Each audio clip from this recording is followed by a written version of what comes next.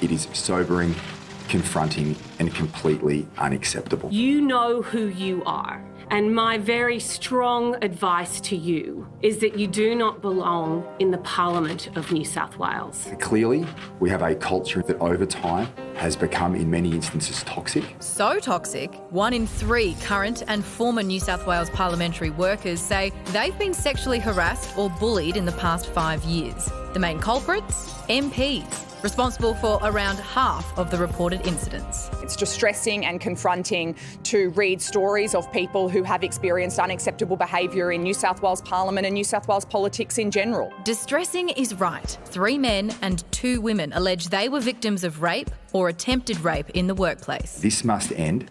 It ends today. Of the sexual harassment allegations, almost half occurred inside Parliament House. 67% claim the offender was their senior.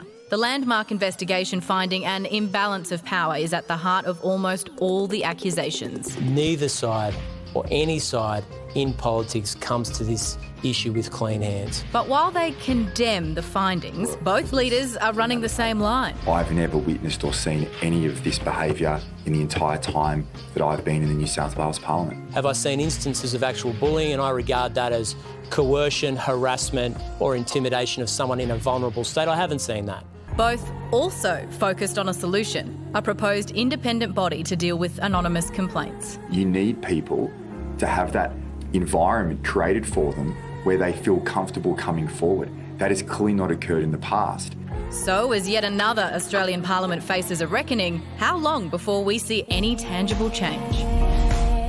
Liberal MP Catherine Cusack is resigning this week and she joins us now. Catherine, we can see the culture of these places is bad, but as a senior figure in the Parliament, what's it like to see it all documented and know that this has been going on now while you've been essentially occupying the building?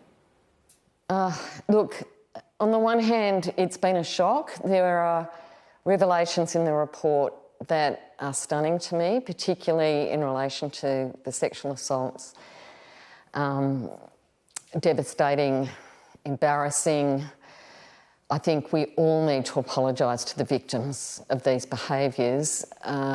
Certainly, I can only say I just haven't been involved in any of those kind of drinking groups that circulate around the Parliament, and I certainly wasn't in the loop that it was that severe on those victims. But on the other hand, the behaviours and the culture has been so toxic that I feel maybe I shouldn't have been surprised that it had extended beyond bullying and diminishing people into actual criminal behaviour. So it's incredibly serious. I feel for every victim.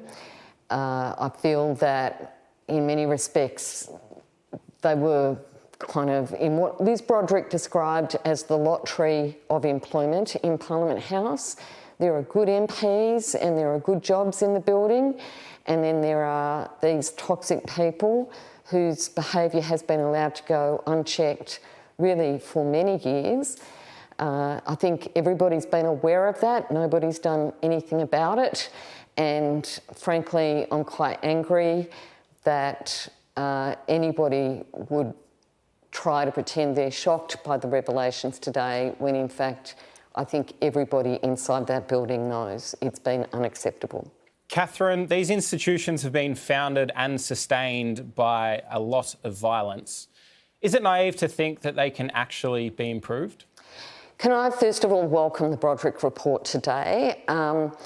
I think it really sheds a light, and one of the important things to note in that report is how hard it was in terms of investigating, researching and obtaining those interviews, because there is an incredible reluctance. This cone of silence over these toxic behaviours in Parliament is almost impenetrable, and Liz Broderick and her team actually got through it. So I thank and congratulate them. I do know that there will be many people who work in that building or have worked in that building who are very kind of traumatised by the report today, but also relieved to see that it's not just them, that it wasn't that they weren't good looking enough or good enough or they didn't work hard enough, but actually the environment sets many people, particularly women, up for failure. The problem for the Parliament is that most of these MPs and their behaviours are actually not developing in the Parliament. They're being funnelled in a pipeline by political parties who pre-select and endorse these awful people. I mean, they really are unfit and should never have received anybody's imprimatur to be elected, but nevertheless, the way the parties have become dysfunctional gives these people endorsement, elects them as members of Parliament, and then what happens when they're in their workplaces is completely inappropriate and unacceptable. Catherine, the Premier said today, this stops now, it ends here. Very simply, do you believe that? I'm holding my judgment on that because the Premier's been well aware of these behaviours, and the ladder he climbed up to be Premier of this state is actually a rotten ladder and includes support from many people who've been guilty of these awful behaviours. I think more than a road to Damascus with this report is needed.